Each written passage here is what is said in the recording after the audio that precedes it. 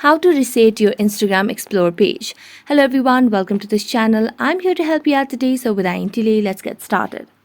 Now first of all, launch the Instagram application on your device and make sure that you're logged into your account. As you're logged into your account, what you can simply do is you can just tap on your profile icon. So let me just tap on the profile icon at the bottom right corner of the screen. As you tap on the profile icon, simply tap on the hamburger icon at the top right corner of the screen. Then what you simply need to do is scroll down, and as you scroll down you can see the option of content preferences under what you see. So simply tap on content preferences. Here you get the option to reset the suggested content.